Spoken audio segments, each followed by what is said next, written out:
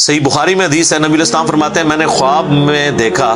کہ میں نے یوں تلوار لہرائی ہے تو اس کا اگلا حصہ ٹوٹ گیا، تو میں نے اس کی تعبیر کی ہے کہ احد میں ہمیں تکلیف پہنچے گی، اور پھر میں نے دوبارہ تلوار لہرائی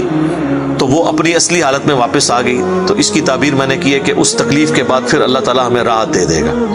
ظاہر ہے کہ پھر الٹیمیٹلی شکست جو ہے وہ فتح شکست میں بدلی، اور پھر شکست سے دوبارہ سے سروائیول تو کم از کم ہوگی، اگرچہ کئی انصاری اصحاب جو ہیں وہ شہید ہوئے، مدینے کا کوئی گھر نہیں بچا تھا جس میں میت نہ ہو، ایک غم کا عالم تو تھا۔ مہاجرین میں سے بھی حضرت حمزہ بن عبد المطلب، ان کا غم ہی رسول اللہ کے لیے بہت بڑا تھا، وہ آپ کے بھائیوں کی جگہ بھی تھے اور چچا بھی تھے، دودھ بھی تھے، رضاعت کا رشتہ بھی تھا ان سے، بھائی والا بھی، آرمی چیف بھی تھے، بدر میں بھی احد کے اندر بھی، تو حضور کے لیے وہ بھی غم بہت تھا۔ حضرت حمزہ بن عبد المطلب کا غم اتنا بڑا غم تھا کہ صحیح بخاری میں ایک پورا چیپٹر ہے غزوہ احد کے چیپٹر کے اندر نا، اس کا عنوان ہی ہے حضرت حمزہ بن عبد المطلب کی شہادت، اور اس میں وہ لمبی حدیث ہے وحشی کے بارے میں۔ دو تابعین جو ہے وہ وحشی کو ملنے کے لیے جاتے ہیں، وہ شام میں شفٹ ہو چکے ہوتے ہیں، اور ان سے جا کے حضرت حمزہ کا قتل کے بارے میں پوچھتے ہیں، تو وحشی بتاتے ہیں کہ جی میری یعنی ڈیوٹی لگائی گئی تھی جبیر بن مطعم کی طرف سے، خیر وہ جبیر بن مطعم بعد میں وہ بھی مسلمان ہو گئے، وہ بھی صحابی ہیں، اور ہند جو بیوی تھی ابو سفیان کی، اس نے اپنے باپ کا بھائیوں کا بدلہ لینا تھا، تو وہ کہتے ہیں میں ایک پتھر کے پیچھے چھپ گیا اور میں انتظار میں رہا کہ میں موقع ملتے ہی، سامنے آ کے وہ نہیں لڑا، اس نے چھپ کے جو ہے نا وہ نیزے کا وار کیا، اور وہ کہتے ہیں ناف والی جگہ پہ میں نے نیزہ مارا اور وہ آر پار ہو گیا، اس کی وجہ سے حضرت حمزہ کی ڈیتھ ہو گئی۔ اور پھر کہتے ہیں میں جب مسلمانوں کو اللہ نے غلبہ دیا تو میں مکہ بھی چھوڑ کے، یعنی فتح مکہ کے بعد طائف چلا گیا، طائف میں نے سکونت اختیار کر لی، تو بالآخر طائف میں بھی اسلام پہنچ گیا، وہاں کے قبائل نے بھی اسلام قبول کر لیا، چاروں ناچار میرے پاس کوئی حل نہیں تھا، تو مجھے میرے ساتھیوں نے کہا کہ رسول اللہ معاف کرنے والے ہیں، تم حضور کے سامنے پیش ہو، اللہ تعالیٰ تمہاری غلطی معاف کر دے گا، تو میں بھی ان لوگوں کے ساتھ چلا گیا۔ اب وہ نبی علیہ السلام کے سامنے پیش ہوئے، صحیح بخاری کے الفاظ ہیں کہ نبی علیہ السلام نے پوچھا واشی کہ یا رسول اللہ واشی ہوں، قاتل حمزہ کہ یا رسول اللہ، آپ امیجن کریں،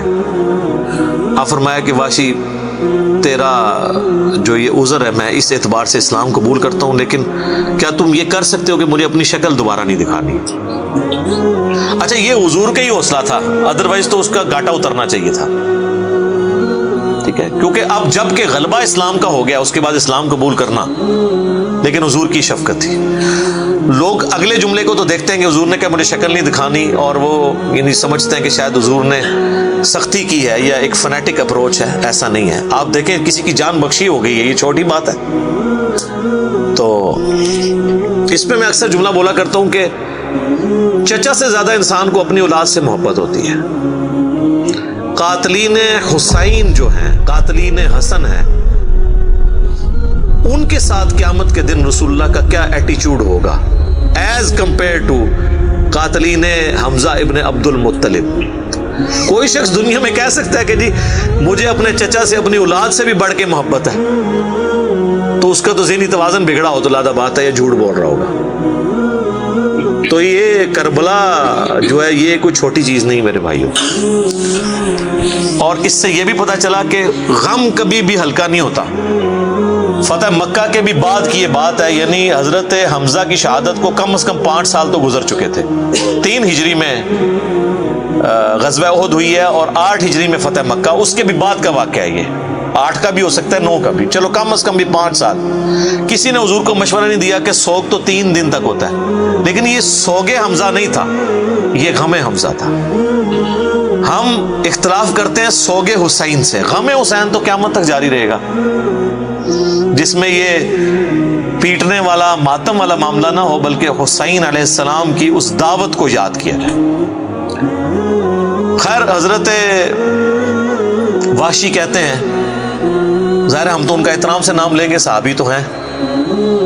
وہ کہتے ہیں کہ مجھے پوری زندگی اس بات کا غم تھا اور میں اللہ سے دعا کرتا تھا کہ اللہ مجھ سے نہ کوئی بڑا کام کروانا ہے۔ تو بخاری کے الفاظ ہیں، وہ کہتے ہیں جب مسیلمہ کذاب نے دعوی نبوت کیا تو میں نے اللہ سے دعا مانگی کہ اللہ میں نے اسلام کے سب سے بہترین شخص کو قتل کیا تھا، یعنی حمزہ کو، اس میں کوئی شک نہیں ہے، میرا تو اجتہاد ہے، اگر حضور کی وفات کے وقت حضرت حمزہ زندہ ہوتے نا تو پہلا خلیفہ حضرت حمزہ نے بننا تھا،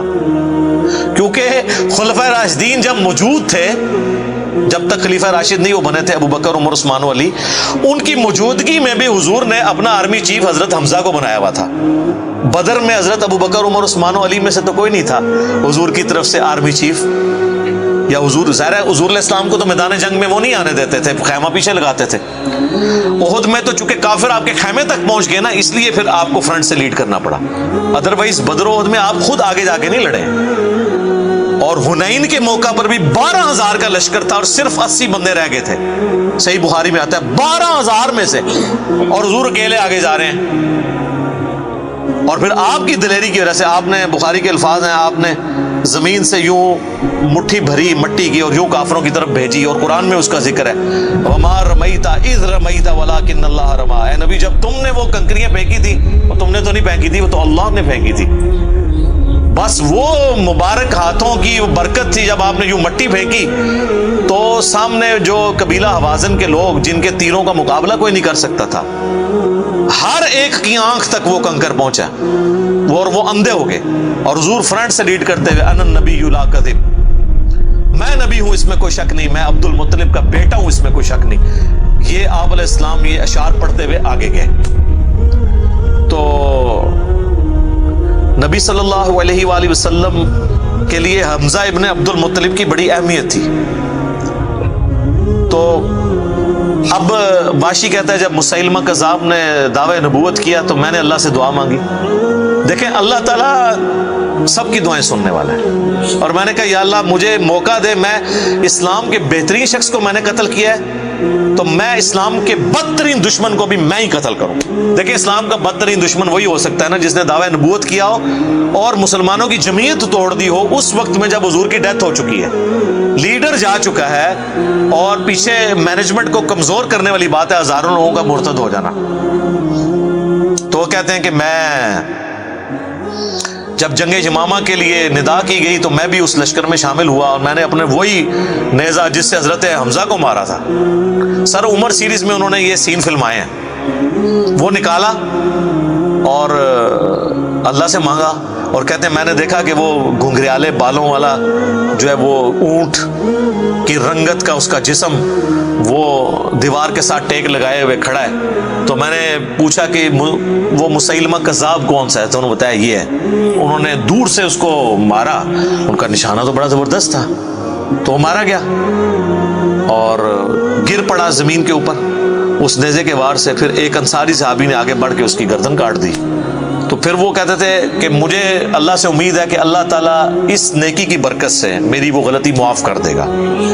ٹھیک ہے۔ ویسے تو اسلام لانے کی غلطی معاف کر دیتا ہے، صحیح مسلم میں حدیث ہے کہ ایمان لانا پچھلے کے گناہوں کو معاف کر دیتا ہے، لیکن سر کچھ گناہ بہت بڑے لیول کے ہوتے ہیں، اس کے لیے بہت بڑے لیول کی نیکی چاہیے ہوتی ہے اس کی کمپنسیشن کے لیے، چونکہ حضور بھی تو اس اعتبار سے تو حضرت واشی حضور کے سامنے نہیں آتے تھے نا۔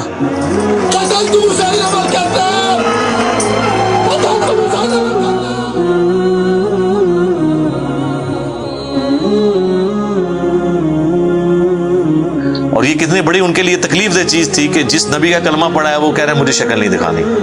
آپ اس تکلیف کو سوچ سکتے ہیں۔ ہاں اب میں یہ سمجھتا ہوں، اللہ سے امید کرتا ہوں کہ قیامت والے دن حضرت واشی حضور کے سامنے اس اعتبار سے پیش ہو سکتے ہیں کہ مجھ سے یہ غلطی ہوئی تو یا رسول اللہ دیکھیں آپ کے سب سے بڑے دشمن کو بھی میں نہیں قتل کیا، تو یہ بہت بڑی سعادت ان کو ملی۔ رضی اللہ عنہم اجمعین وعلیہم السلام۔ صلاۃ بر محمد وآل محمد، اللہم صلی علی محمد وعلی آل محمد واصحابہ اجمعین الی یوم الدین۔